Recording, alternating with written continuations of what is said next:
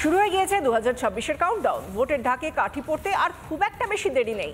খাতায় কলমে তৃণমূল বিরোধীদের থেকে অনেকটা এগিয়ে থাকলেও গোষ্ঠী কুণ্ডল কিন্তু ভাবাচ্ছে শীর্ষ নেতৃত্বকে। কুণ্ডল চাপা দিতে বালির বাঁধ দিতে ব্যস্ত তৃণমূল নেত্রী, কিন্তু 26-এর আগেই সেই বালির বাঁধ কুণ্ডলের তোড়ে ভেসে যাবে না তো? শুরু হয়ে গিয়েছে সেই অবস্থায়, সেই কাউন্টডাউন চলছে, কিন্তু তার মধ্যেও যে বিষয়গুলো উঠে আসছে তা হলো কাটমানি। এবার মন্ত্রী নরেন চক্রবর্তী, নিজে বিধায়ক, তিনি বলছেন যে হ্যাঁ, কাটমানি নেওয়া হচ্ছে, কার্যত তিনি সেটা মেনে নিচ্ছেন। দলীয় নেতাদের সাবধান করতে গিয়ে মমতার বালির বাঁধ ভেঙে দিলেন তৃণমূল বিধায়ক নরেন চক্রবর্তী নিজেই। আবার সে তৃণমূল নেতাদের কাটমানি নেওয়ার কথা কার্যত স্বীকার করে নিলেন। দলনেত্রীর কথাই শোনে না নিচু তলার কর্মীরা। বিধায়কের কথায় কি গুরুত্ব দেবে তৃণমূল নেতা নেত্রীরা? অমুক নেতা 5,000 টাকা নিয়েছে, 15 দিনের মধ্যে গোটা গ্রামের লোক জেনে যাবে যে আপনি অমুকের ঘর থেকে করতে 5,000 টাকা নিয়েছেন, যতই ভয় দেখান। কি বলবেন? বিলম্বিত বোধোদয় নাকি দলীয় নেতাদের দেখে শুনে পকেট ভরানোর উপদেশ? রাজ্যে আবাস থেকে চাকরি, এমনকি রেশনের চালও চুরি হয়ে গিয়েছে। বারবার নাম জড়িয়েছে শাসক দলের নেতা মন্ত্রীদের। তা সত্ত্বেও এতদিন দলের দুর্নীতিবাজ নেতা মন্ত্রীদের পাশে থেকেছেন দলনেত্রী মমতা ব্যানার্জি। দুর্নীতি ঢাকতে আপ্রাণ চেষ্টা করেছেন, কিন্তু বালির বাঁধের মতো বারবার ভেসে যাচ্ছে মমতার চেষ্টা। বছর পার করলেই বিধানসভা নির্বাচন, তাই কি বিধায়কের মুখে সাবধান বাণী? আমার তো দলের কোনো লাভ হলো না।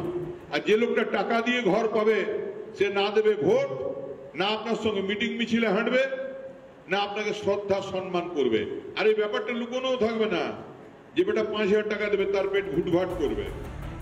আবাসে দুর্নীতি আড়াল করতে বারবার কেন্দ্রীয় সরকারের ওপরই দায় ঠেলেছে তৃণমূল, কিন্তু সর্ষের মধ্যেই যে দুর্নীতির ভূত লুকিয়ে তাকে এতদিনে বুঝতে পারছেন তৃণমূলের নেতা নেত্রীরা। একাধিকবার সরব হলেও দলের দুর্নীতি ঠেকাতে পারেননি মমতা ব্যানার্জি। সামান্য তৃণমূল বিধায়কের কথা কি মানবেন নিচু তলার কর্মীরা? তৃণমূলের রন্ধ্রে ঢুকেছে দুর্নীতি, কটাক্ষ বিজেপির। কাটমানি আর তৃণমূল কংগ্রেস এই দুজনের অত্যন্ত পরিপূরক। কাটমানি ছাড়া তৃণমূল কংগ্রেসের অস্তিত্ব নেই, তৃণমূল কংগ্রেস ছাড়া কাটমানির অস্তিত্ব নেই।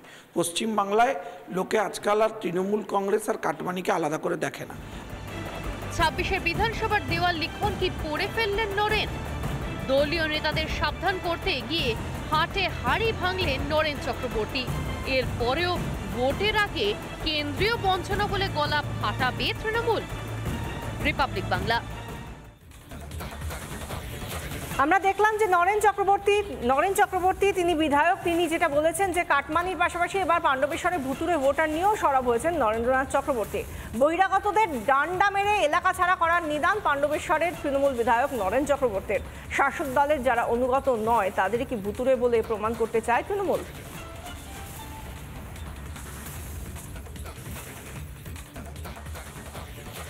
সরকার নিজের ক্ষমতাকে ধরে রাখার জন্য যে প্রক্রিয়া করা দরকার সেই প্রক্রিয়া করছে। আর ভুয়ো ভোটারের কথা যেটা বলছেন, এই নিয়ে যে প্রতীকটা চলছে চারদিকে, এই ভুয়ো ভোটার তো আমরা 2011 সালের পর থেকে দেখছি যে আমাদের একটা বুথে 900 জন ভোটার, যেখানে হচ্ছে দেখা যাচ্ছে যে সেখানে 30 জন হচ্ছে একটা বুথে 900 জন ভোটার, 30 জন ভোটার হচ্ছে যারা হচ্ছে মানে মারা গেছেন অনেকদিন, সেই ভোটারের নাম বাদ হচ্ছে না।